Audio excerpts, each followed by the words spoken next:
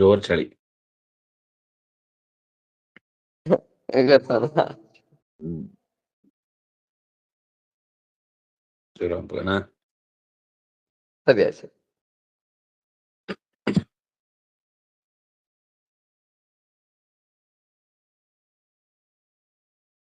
ಓಂ ನಾರಾಯಣಂ ನಮಸ್ಕೃತ್ಯ ನರಂ ಚೈವ ನರೋತ್ತಮಂ ದೇವೀಂ ಸರಸ್ವತೀಂ ವ್ಯಾಸಂ ತಥೋ ಜಯಮುದೀರಯೇ. ನಾರಾಯಣಂ ಸುರಗುರುಂ ಜಗದೇಕನಾಥಂ ಭಕ್ತಪ್ರಿಯಂ ಸಕಲಲೋಕನಮಸ್ಕೃತಂ ಚ ತ್ರೈಗುಣ್ಯವರ್ಚಿತಮಜಂ ವಿಭುಮಾದ್ಯಮೀಶಂ ವಂದೇ ಭವಘ್ನಮರಾಸುರಸಿದ್ಧವಂದ್ಯಂ ನಾರಾಯಣಂ ನಮಸ್ಕೃತ್ಯ ನರಂ ಚೈವ ನರೋತ್ತಮಂ ದೇವೀಂ ಸರಸ್ವತೀಂ ವ್ಯಾಸಂ ತಥೋ ಜಯಮುದೀರಯೇ.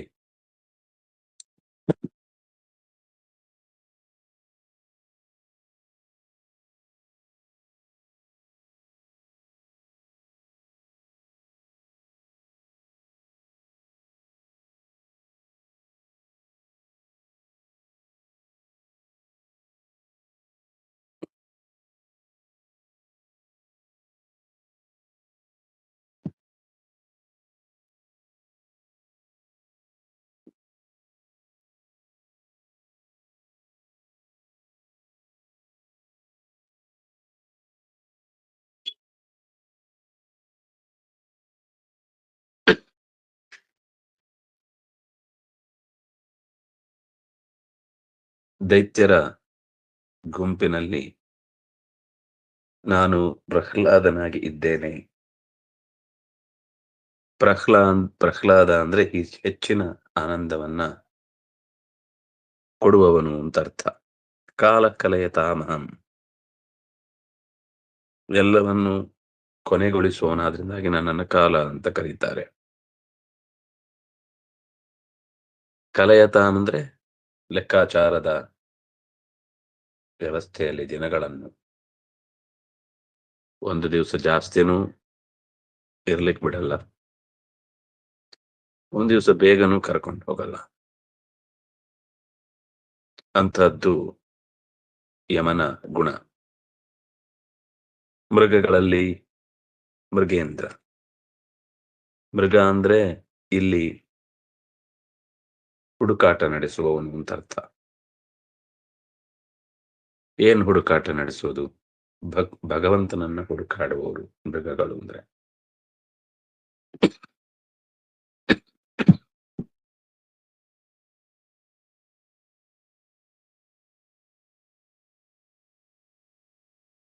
ಅಂತಹ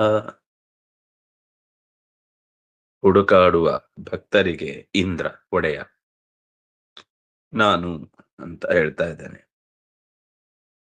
ಇನ್ನು ಹಕ್ಕಿಗಳಲ್ಲಿ ಗರುಡ. ವೈನತೇಯ ಅಂತ ಅವನಿಗೆ ಹೆಸರು.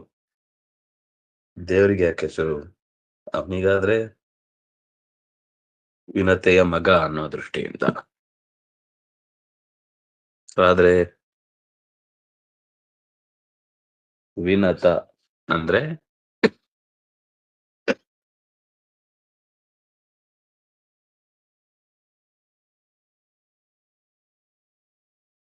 ಭಗವಂತನಿಗೆ ಜ್ಞಾನಪೂರ್ವಕವಾಗಿ ನಮಿಸುವವನು, ಭಕ್ತಿಪೂರ್ವಕವಾಗಿ ಬಾಗುವವನು, ಅಂತವರಿಗೆ ಆಸರೆ. ಆದ್ದರಿಂದ ಭಗವಂತನಿಗೆ ವೈನತೆಯ ಅಂತ ಹೆಸರು. ಇನ್ನು ಪವತಾಂ, ಚಲಿಸುವ ವಸ್ತುಗಳಲ್ಲಿ ಗಾಳಿ ಅಂತ ಹೇಳಿಕೊಂಡ. ಆದ್ರೆ ದೇವನಿಗೆ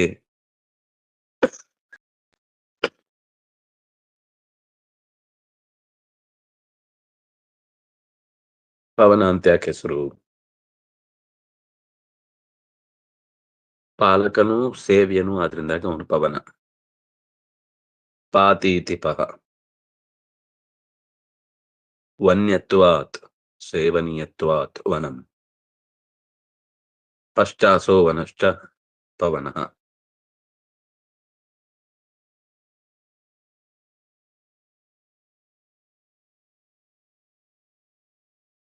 ಅಥವಾ ಪಾಹ ಅಂದ್ರೆ ಪಾಲಕ ಶಕ್ತಿಗಳೆನಿಸಿದಂತಹ ದೇವತೆಗಳು. ಅಂತಹ ದೇವತೆಗಳಿಂದ ಸೇವ್ಯ, ಅದರಿಂದಾಗಿ ಅವನಿಗೆ ಪವನ.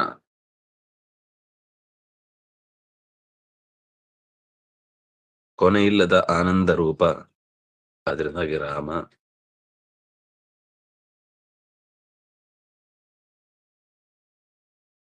ತಿಳಿವನ್ನ ಉಂಟು ಮಾಡುವವನಾದ್ರಿಂದಾಗಿ ಮಕರ. ಬೇಡವಾದ ಚಿಂತನೆಗಳಿಂದ ದೂರವಾದವರಿಗೆ ರಕ್ಷಕ, ಅದರಿಂದಾಗಿ ಜಾಹ್ನವಿ. ಹೀಗೆ ಜಗತ್ತಿನ ತುದಿ ಮೊದಲಿನ ಎಲ್ಲ ಸಂಗತಿಗಳಲ್ಲೂ ತುಂಬಿದ್ದಾನೆ. ವಿದ್ಯೆಯಲ್ಲಿ ಅಧ್ಯಾತ್ಮ ವಿದ್ಯೆ ಅದು ಬಹಳ ಪ್ರಧಾನವಾದದ್ದು ಅಂತ ತಿಳಿಸಿದ. ಸೃಷ್ಟಿಯ ತುದಿ ಮೊದಲು ಕೊನೆ ಮಧ್ಯ ಎಲ್ಲ ನಾನೇ. ವಿದ್ಯೆಗಳಲ್ಲಿ ಜೀವರಿಗೆ ಒಡೆಯನಾಗಿದ್ದಾನೆ ಅನ್ನುವ ಅಧ್ಯಾತ್ಮ ವಿದ್ಯೆ ಏನಿದೆ, ಅಧ್ಯಾತ್ಮ ಅಂದ್ರೆ ಆತ್ಮವನ್ನು ಅಧಿಕರಿಸಿರುವ ಒಂದರ್ಥ. ಅದು ಭಗವಂತನೇ. ಆದ್ದರಿಂದ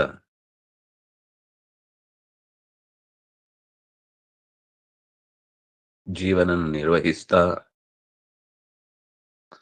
ಅರಿವಿನ ಮುದ್ದೆ, ಆದ್ದರಿಂದ ಅವನನ್ನು ಅಧ್ಯಾತ್ಮ ವಿದ್ಯಾ ಅಂತ ಕರೆದರು. ಇನ್ನು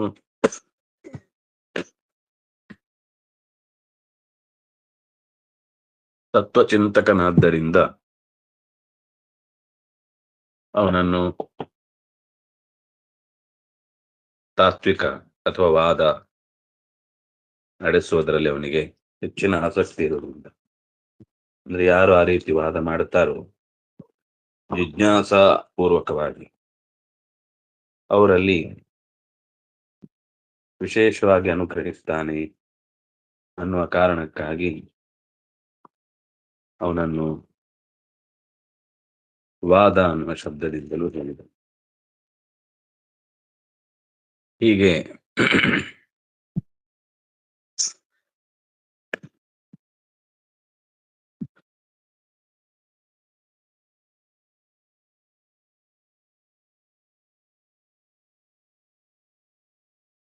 ಅಕಾರನಾಗಿ ದ್ವಂದ್ವ ಸಮಾಸದಲ್ಲಿದ್ದು ನಾನೇ ನಶಿಸದ ಕಾಲವಾಗಿ ಧಾತ ಅಂತ ಹೊರುವವನಾಗಿ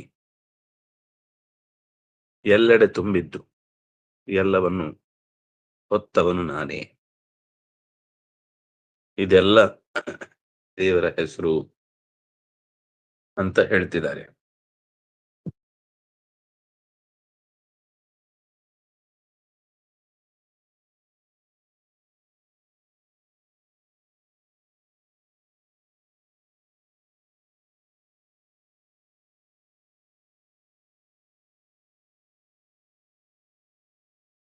ಅ ಅಂದ್ರೆ ತುಂಬಾ ಅರ್ಥ ಇದೆ.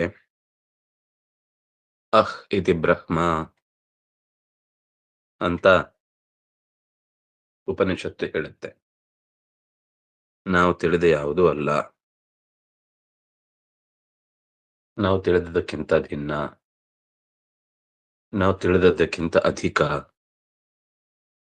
ನಾವು ತಿಳಿಯುವಂತಹ ಪ್ರತಿಯೊಂದನ್ನು ತಿಳಿಸುವವನು ಆಪ್ತಿ ಕಾರಣ ಅಂತ. ಇನ್ನು ಸಮಾಸಗಳ ಗುಂಪಿನಲ್ಲಿ ದ್ವಂದ್ವ ಅಂದಾಗ ಒಳಗೆ ಹೊರಗೆ ಎರಡೂ ಕಡೆಯಲ್ಲಿ ಇರುವವನಾದ್ರಿಂದ ಅವನನ್ನು ದ್ವಂದ್ವ. ಎಲ್ಲವನ್ನು ಕಬಳಿಸುವವನು, ಅದರಿಂದಾಗಿ ಕಾಲ. ಹೊರುವವನು, ಅದರಿಂದಾಗಿ ಧಾತ. ಎಲ್ಲೆಡೆ ತುಂಬಿದವನು, ಎಲ್ಲಿ ನೋಡಿದ್ರೆ ಅವನ ಮುಖನೇ ಇರುದು ಅಥವಾ ಅವನ್ ಗಮನಿದ್ದ ಅಂತ ಅರ್ಥ. ಅದು ವಿಶ್ವತೋಮುಖ ಅಂತ ಅರ್ಥ.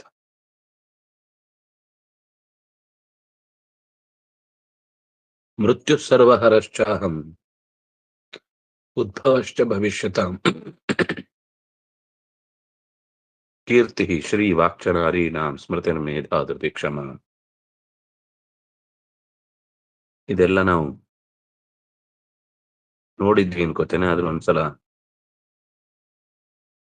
ಮೃತ್ಯುವಾಗಿ ಎಲ್ಲವನ್ನು ಕಬಳಿಸುವವನಾಗಿದ್ದಾನೆ. ಶ್ರೀದೇವಿಯಲ್ಲಿದ್ದು ಆಸರೆ ನೀಡುತ್ತೇನೆ, ವಾಗ್ದೇವಿಯಲ್ಲಿದ್ದು ಮಾತಾಗಿದ್ದೇನೆ, ನೆನಪಿನಲ್ಲಿದ್ದು ಸ್ಮೃತಿಯಾಗಿದ್ದೇನೆ, ಧಾರಣೆಯಲ್ಲಿದ್ದು ಧೃತಿಯಾಗಿದ್ದೇನೆ, ಮೇಧಾ ಎನಿಸಿದ್ದೇನೆ, ಕೀರ್ತನೀಯನಾದ್ರಿಂದಾಗಿ ಕೀರ್ತಿದೇವಿಯಲ್ಲಿದ್ದೇನೆ. ಹೀಗೆ ಧ್ಯೇಯ ರೂಪ, ಸಹಿಸುವವನಾಗಿ, ಕ್ಷಮಿಸುವವನಾಗಿ ಕ್ಷಮಾದೇವಿಯಲ್ಲಿದ್ದೇನೆ. ಇದೆಲ್ಲ ಲಕ್ಷ್ಮಿಯದ್ದೇ ಸ್ತ್ರೀ ರೂಪಗಳು. ಅದರಲ್ಲಿ ಭಗವಂತನ ಈ ಗುಣಗಳಿಂದ ತುಂಬಿದ ಬಿಂಬರೂಪಗಳಿವೆ.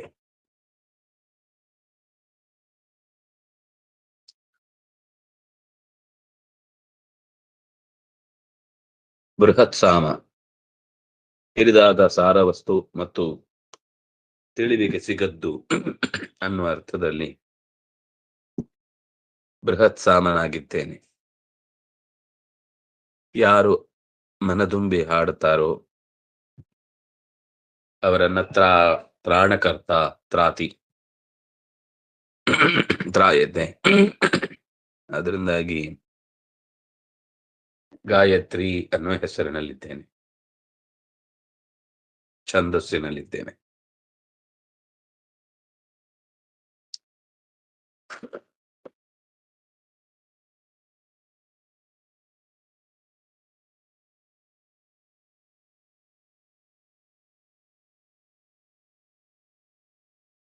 ಹುಡುಕಾಟ ನಡೆಸುವ ವ್ಯಕ್ತಿಗೆ ಕೊನೆಯಲ್ಲಿ ಸಿಗೋನು ನಾನೇ.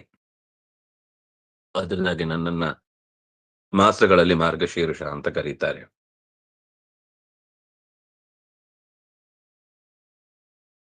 ಋತುಗಳಲ್ಲಿ ವಸಂತ,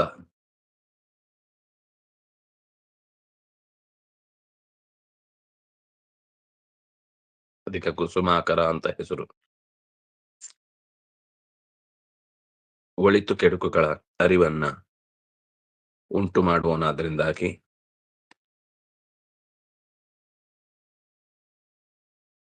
ವಸಂತ ಋತುವಿನಲ್ಲಿದ್ದೇನೆ ಅಂತ ಹೇಳಿದ ಹಾಗಾಯಿತು. ದ್ಯೂತಂ, ಜೂಜು ಅನ್ನೋದು ಮೋಸದ ತಂತ್ರಗಳಲ್ಲಿ ಒಂದು. ಅದರಲ್ಲಿ ನಾನಿದ್ದೇನೆ. ಅದರ ಅರ್ಥ ಭಗವಂತ ಕ್ರೀಡಾರೂಪನಾಗಿದ್ದರಿಂದ ಅವನಿಗೆ ದ್ಯೂತ ಅಂತ ಹೆಸರು.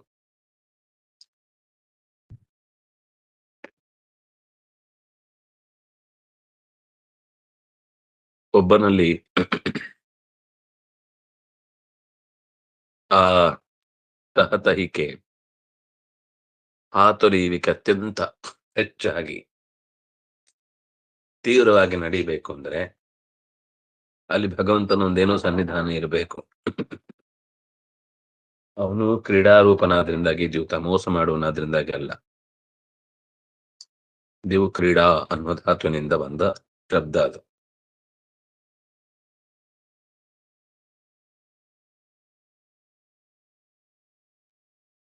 ಜನಗಳೆಲ್ಲ ತಾ ಮಾಡುವ ಸಣ್ಣ ಪುಟ್ಟ ಮೋಸ ತಂತ್ರಗಾರಿಕೆಗಳನ್ನೆಲ್ಲ ಭಾರಿ ಸಾಧಿಸಿದ್ದೇವೆ ಅಂತ ಭಾವಿಸುವವರಿಗೆ ಅದಕ್ಕಿಂತ ಹೆಚ್ಚು ತಂತ್ರಗಾರಿಕೆಯನ್ನು ನಡೆಸುವವ ಮತ್ತು ದ್ವೇಷ, ಅಸೂಯೆ ಇಲ್ಲದೆ, ಯಾವುದೇ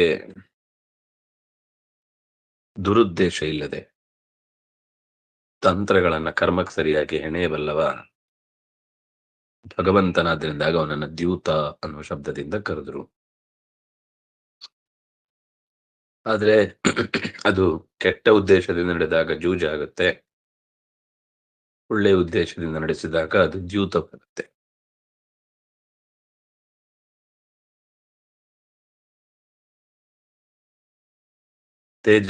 ತೇಜಸ್ವಿನಾವಹಂ ತೇಜಸ್ವಿಗಳಲ್ಲಿ ತೇಜಸ್ಸು ನಾನು, ಗೆಲುವು ನಾನು, ಚೆನ್ನಾಗಿ ದುಡಿಯುವಿಕೆಯಲ್ಲಿರುವವನು ನಾನು. ಸತ್ವಂ ಸತ್ವವತಾಮಹಂ, ಒಳಗಿನ ಸಾತ್ವಿಕತೆಯ ಸದ್ಗುಣಗಳ ರಾಶಿಯಲ್ಲಿ ನಾನು ಸತ್ವವಾಗಿ ನಿಂತಿದ್ದೇನೆ.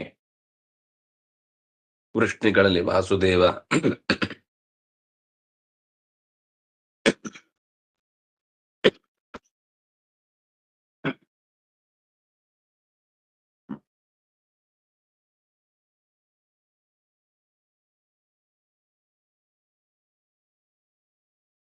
ಆಚಾರ್ಯರ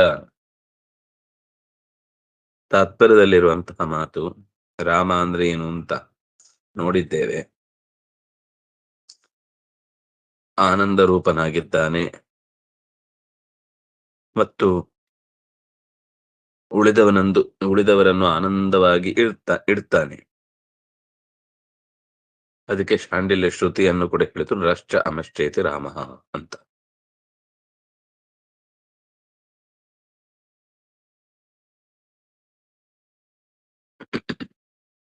ಯಾವ ಯಾವ ಸ್ಥಳಗಳಲ್ಲಿ ನಿನ್ನನ್ನ ಚಿಂತಿಸಬೇಕು ಅಂತ ಬಹುವಚನದಲ್ಲಿ ಪ್ರಯೋಗ ಮಾಡಿದ್ರಿಂದ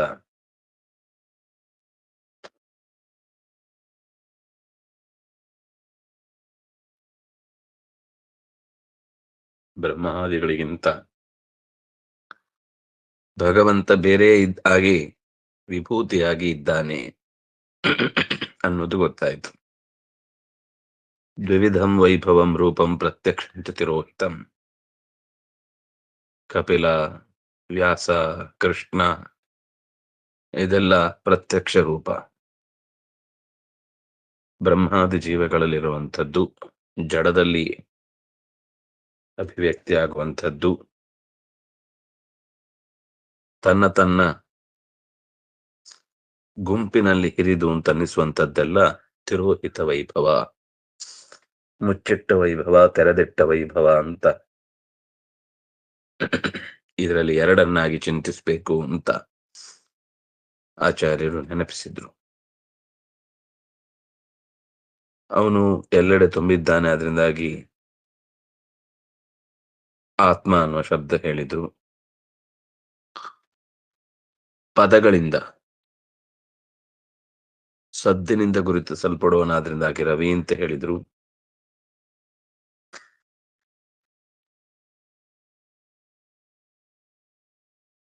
ನೀರಿನ ರಾಶಿಯನ್ನ ಹೊತ್ತ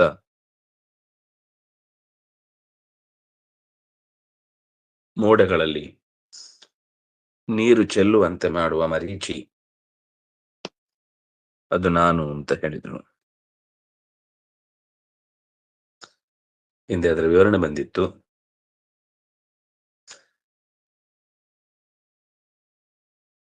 ಎಲ್ಲರಲ್ಲೂ ಒಂದೇ ತೆರನಾಗಿ ತನ್ನ ಅಸ್ತಿತ್ವವನ್ನು ಉಳಿಸಿಕೊಂಡವನಾದ್ರಿಂದಾಗಿ ಸಾಮ.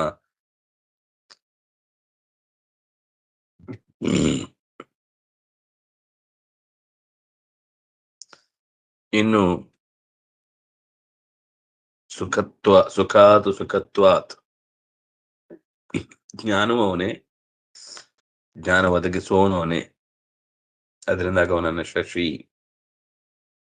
ಶಮ್ಮಂದ್ರು ಆನಂದ, ಶಮ್ಮಂದು ಆನಂದ. ಅದ್ರಲ್ಲಿ ಬೇರೆ ಶಶಿ ಈಕಾರವೇ ತೃತೀಯ ಅತಿಶಯ, ಆತಿಕ್ಯ ಅಧಿಕಂ ಅಂತ ಈಕಾರ. ಹೀಗೆ ಶಶಿಯಾಗಿ ಆನಂದ ರೂಪ ಅಂತ ತಿಳಿಸಿದ್ರು. ಚೆನ್ನಾಗಿ ತಿಳಿಯಲ್ಪಡುವನಾದ್ರಿಂದಾಗಿ ವೇದಗಳಿಂದ ಅವನನ್ನು ವೇದ ಅಂತಾನೆ ಕರೆದ್ರು. ಎಲ್ಲ ಕಡೆ ತುಂಬಿದವನಾದ್ರಿಂದಾಗಿ ವಾಸವ ಅಂತಂದ್ರು. ಜಡಕ್ಕಿಂತ ಬೇರೆಯದೇ ಆದ ಒಂದು ಅರಿವಿನ ಸ್ವರೂಪವನ್ನ ಜಾಗೃತಗೊಳಿಸುವನಾದ್ರಿಂದಾಗ ಅವನನ್ನ ಚೇತನ ಅಂದ್ರು.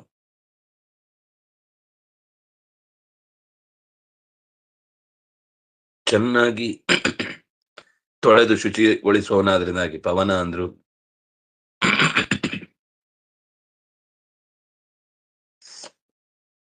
ಮನುತೆ ತಿಳಿಸೋನಾದ್ರಿಂದಾಗಿ ಮನಃ ಅಂದ್ರು.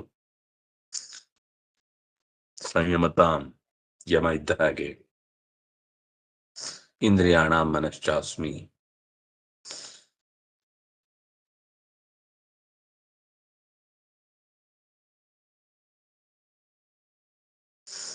ಯನ್ಮಾಸ್ಯ ಸಾಗರ. ಮೇರು ಪರ್ವತದ ಅರ್ಥವನ್ನ ಹೇಳಿದ್ರು. ಅವನನ್ನ ಇನ್ನೊಬ್ರು ನಿರ್ವಹಿಸೋರಿಲ್ಲ. ಶೋಧನಾತ್ ಮೇರು. ಪಾವಕ ಶೋಧನಾತ್. ಎನ್ಮಾ ಅಸ್ಯ. ಯಾರಿಗೆ ಬಾಣ ಅಳಿಯುವಿಕೆ ಅಂತ ಅನ್ನೋದು ಸಾಧ್ಯ ಇಲ್ವೋ, ಪ್ರೇರಕ ಇರಲಿಕ್ಕೆ ಸಾಧ್ಯ ಇಲ್ವೋ, ಅವನು ಮೇರು.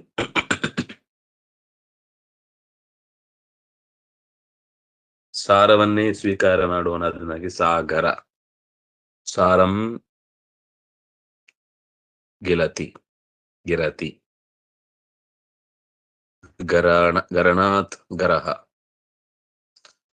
ಇನ್ನು ಜಗತ್ತನ್ನು ಹೊರಕ್ಕೆ ಚೆಲ್ಲುವನಾದ್ರಿಂದಾಗಿ ಸ್ಕಂದ. ಇನ್ನು ಭರ್ಜನಾತ್ ಭೃಗು. ಚೆನ್ನಾಗಿ ಭೃಗು ಅನ್ನೋದು ಋಷಿಗಳಲ್ಲಿ ನಾನು.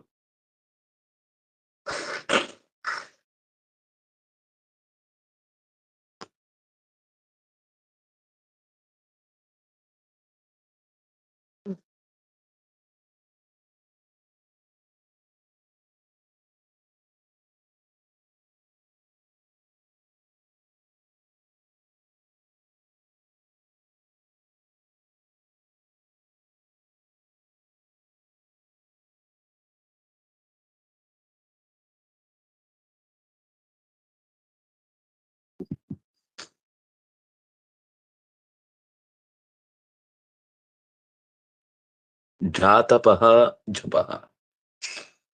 ಹುಟ್ಟುತ್ತಲೇ ಎಲ್ಲವನ್ನು ಪಾಲಿಸುವವನು, ಹುಟ್ಟುತ್ತಲೇ ಎಲ್ಲವನ್ನು. ಜಾತಂ ಪಾತಿ ಜಾತಪ. ಇನ್ನು ದೀರ್ಘ ಸಮಾಶ್ರಯಣತ್ವಾತ್ ಹಿಮಾಲಯ. ಹಿಮಾಲಯ.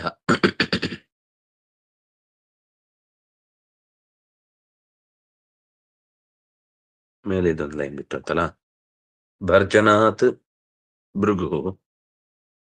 ಜಪಯಜ್ಞಶ್ಚ ಜಾಪತಃ ಜಾತಪಃ. ಯಾಜ್ಯ ಏವಚ.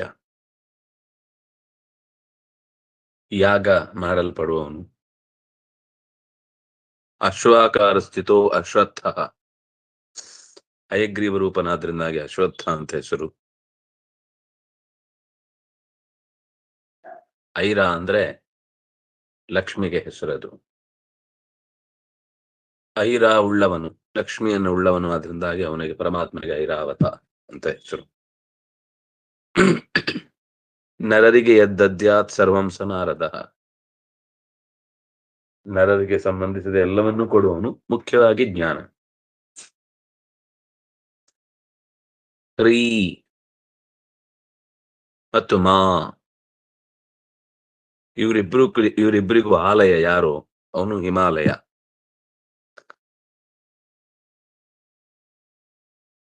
ಶ್ರೀ ಮತ್ತು ರೀ ಇದೆರಡು ಭಗವಂತನ ಶ್ರೀಭೂ ರೂಪಗಳು.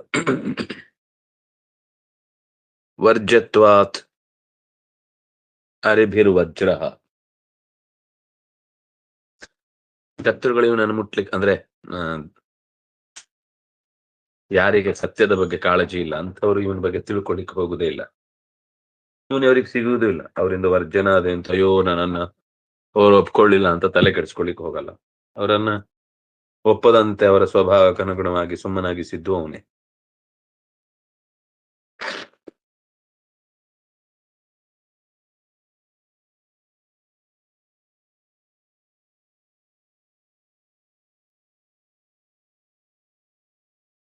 ನತಾಸ್ಪದ.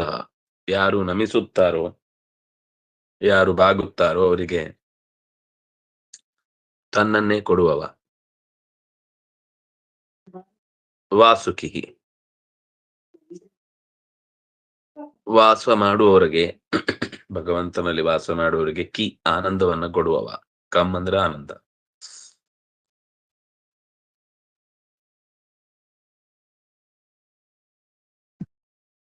ಕಂದರ್ಪ ಅವರವರ ಸುಖವನ್ನ ಅವರವರಿಗೆ ಸರಿಯಾಗಿ ಕೊಡೋನಾದ್ರಿಂದಾಗಿ ಅಂತ ನಾವು ನೋಡಿದ್ವಿ. ತಿಳಿಯೋನು ಮತ್ತು ಎಲ್ಲವನ್ನು ಅಳೆಯುವವನು, ಆದ್ರಿಂದಾಗಿ ಅರಿಯಮ ಅಂತ ಹೆಸರು ಅವನಿಗೆ. ಎಲ್ಲವನ್ನು ತನ್ನೊಳಗೆ ಆ ಕಾಲನಾಥ್ ಕಾಲ ಎಲ್ಲವನ್ನು ತನ್ನೊಳಗೆ ಸೆಳೆದುಕೊಳ್ತಾನೆ, ಅದರಿಂದಾಗಿ ಎಲ್ಲರ ಕಾಲೆಳೆಯತ್ತೆ ಕಾಲ ಅನ್ನೋದರ್ಥ. ವರಣಾಥ್ ಎಲ್ಲವನ್ನು ಸ್ವೀಕರಿಸ್ತಾನೆ, ಅದರಿಂದಾಗಿ ಅವನಿಗೆ ವರುಣ ಅಂತ ಹೆಸರು. ಅಂತರ್ಬಹಿಯತಃ ದ್ವಂದ್ವ ಅಂತರ್ಬಹಿಷ್ಯ ತತ್ಸರ್ವಂ ವ್ಯಾಪ್ಯ ನಾರಾಯಣ ಸ್ಥಿತ ಅಂತ ದ್ವಂದ್ವ ಶಬ್ದಕ್ಕರ್ಥ. ಆಮೇಲೆ ಮಕರೋ ಮಾನಕರ್ತೃತ್ವಾತ್ ಮರ್ಯಾದೆ ಉಳಿಸುವವನಾದ್ರಿಂದಾಗಿ ಅವನಿಗೆ ಮಕರ ಅಂತ ಹೆಸರು, ಅಥವಾ ತಿಳಿವನ್ನ ಉಂಟು ಮಾಡುವನಾದ್ರಿಂದಾಗಿ ಅವನಿಗೆ ಮಕರ ಅಂತ ಹೆಸರು. ಅವನು ಜಗತ್ತನ್ನ ನಿಯಮಿಸುವವನು ಹೌದು, ಅದರಿಂದಾಗಿ ಯಮನೂ ಹೌದು. ಮುಂದೆ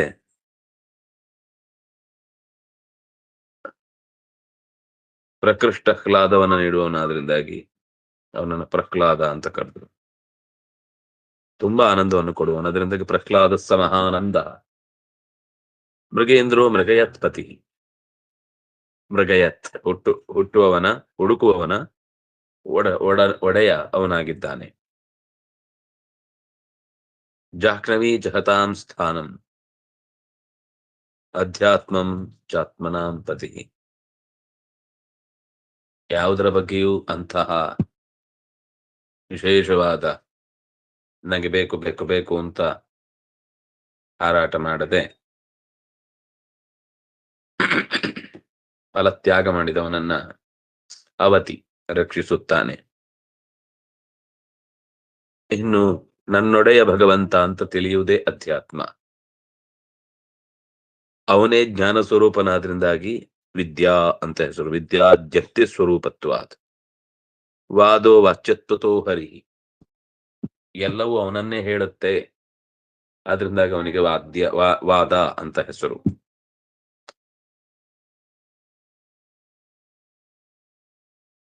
ಇನ್ನು ಕೀರ್ತ್ಯ ವಕ್ತ ಆಶ್ರಯ ಕೀರ್ತಿ.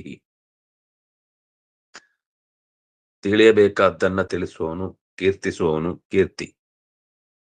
ಆಶ್ರಯಿಸಬೇಕಾದವನಾದ್ರಿಂದಾಗಿ ಶ್ರೀಹಿ.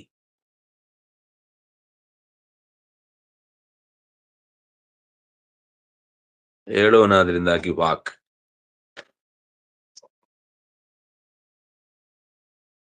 ಸ್ತ್ರೀ ರೂಪವೂ ಹೌದು ಒಂದು ರೀತಿಯಲ್ಲಿ. ಅಲ್ಲ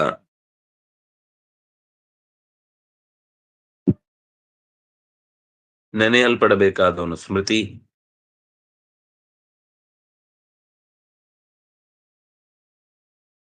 ಧಾರಣೆ ಮಾಡಿಸುವವನು ಮೇಧಾ, ಸಹಿಸುವವನು ಕ್ಷಮ. ದ್ಯೂತಂ ಅವನು ಕ್ರೀಡಾರೂಪನಾದ್ರಿಂದಾಗಿ ದ್ಯೂತ. ಯಾರು ಗಾಯಕರಿದ್ದಾರೋ ಅವರನ್ನು ತ್ರಾತಿ, ಗಾಯತ್ರಿ ತ್ರಾತಿದಾಯಕಾನ್.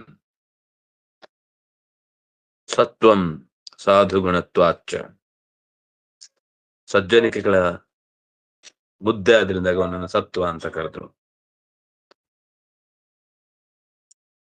ಮುಂದೆ ಅಂಥ ಪದಗಳ ಸಾಲನ್ನ ಹೇಳ್ತಾರೆ, ಆ ಪದಗಳ ಸ್ವರೂಪವನ್ನ ಬಿಡಿಸ್ತಾರೆ. ವೃಷ್ಣೀನಾಂ ವಾಸುದೇವೋಸ್ಮಿ ಅನ್ನುವ ಸಾಲಿನಿಂದ.